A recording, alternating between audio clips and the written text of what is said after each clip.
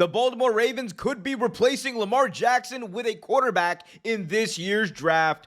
We're going to talk about it. We're also going to talk about what the Ravens' overall draft strategy looks like, according to Eric DeCosta, in his own words. Before we do, though, be sure to hit that like button, subscribe, and hit that notification bell so you get notified whenever a new video is released. I'm Omer. Let's get started. All right, so Lamar Jackson, the former MVP, one of the Ravens franchise quarterback, who requested a trade apparently at the beginning of March, is for now still a Raven. However, after what Eric DeCosta just said in a press conference earlier yesterday, I think his future is in more doubt than it's ever been. When questioned about potentially taking a quarterback in this upcoming draft, DeCosta said the following, and I quote, "I don't want to insult anybody in the draft, but I would say there's probably more than 4 guys that can be significant quarterbacks in this league, in this draft class." He would go on to say, when asked about taking a quarterback in the first round, he said, would you consider it? He said, "I would have to say yes, considering we have quarterbacks in our top 31, meaning the Ravens, of course, have their rankings of who they believe are the top players in the draft. And a quarterback is obviously, and multiple quarterbacks, it seems like, are among those top 31 players they have. Remember, Miami Dolphins do not have a first-round pick. That's why he said 31, not 32. They forfeited that pick because of the Tom Brady tampering investigation that went on. He went on to say, and I quote, the fact is that we think that you can get a quarterback in the first round or the third round or the fourth round who you have a chance to develop." He went on to say, and I quote, "Go back to Tyrod Taylor when we drafted him in the 5th round or the 6th round years and years ago. Derek Anderson, we took him in the 6th and 7th. DeCosta is correct about one thing.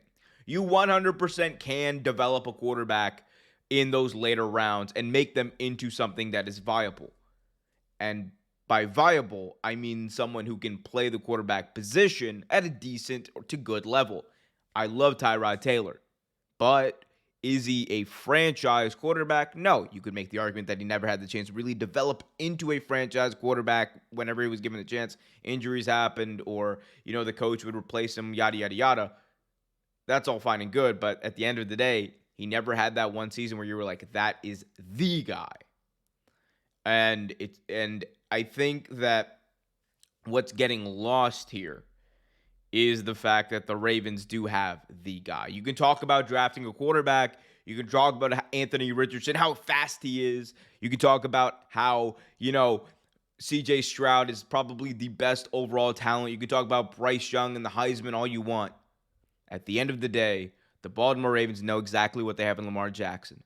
What they have in Lamar Jackson is a guy who wins over 70% of his games, a guy who completes over 60% of his passes, a guy who through the air, through the ground, is a dual threat personified. The best, most talented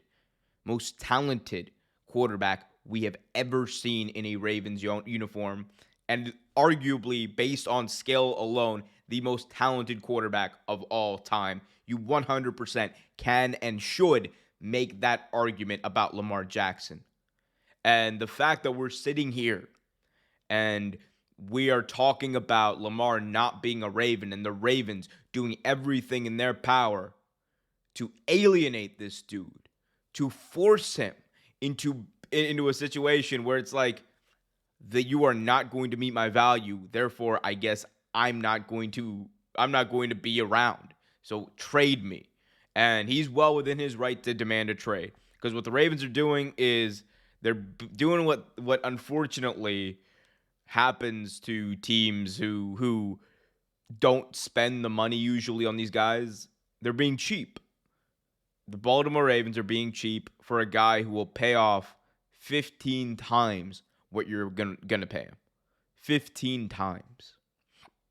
And it's tough.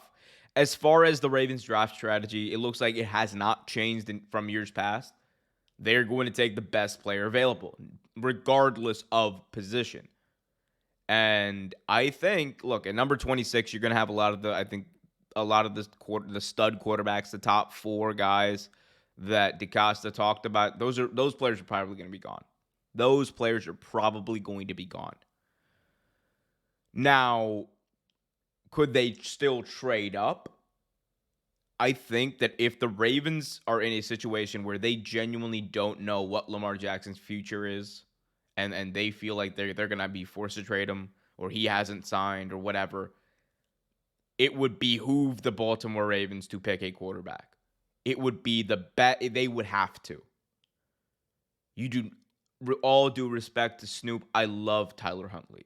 As a Ravens fan, I love Tyler Huntley, and I love the way he grinds, and I love the way he competes. He ain't the guy. And you can make all the bad faith arguments you want about him. I don't let sentiments get in the way of looking at things realistically. And realistically, Tyler Huntley is a very good backup quarterback who can develop, I think, into a decent starter.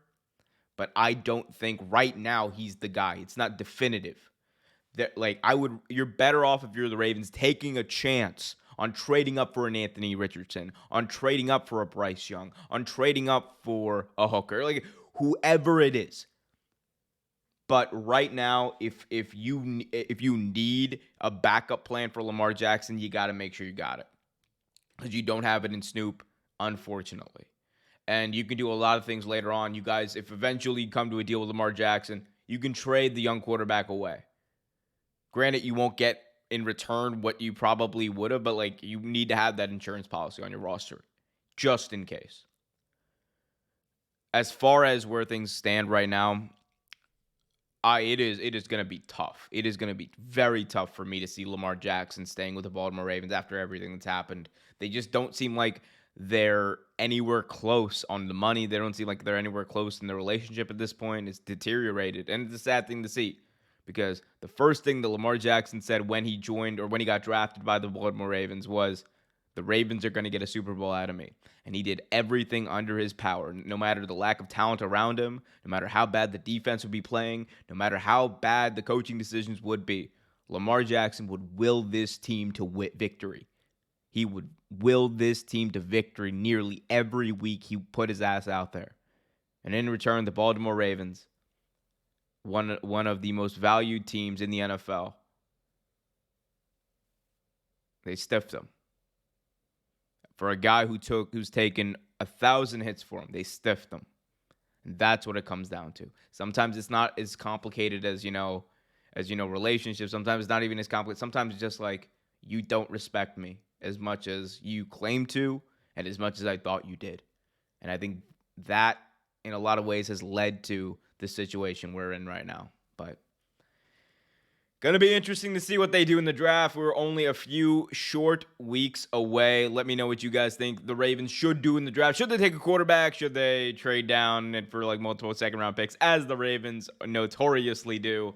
Let me know in the comments section below. Also, if you haven't already done so, there we go. That is English. If you haven't already done so, do me a favor, hit that like button, subscribe, and hit that notification bell so you get notified whenever a new video is released. Until next time, keep it real.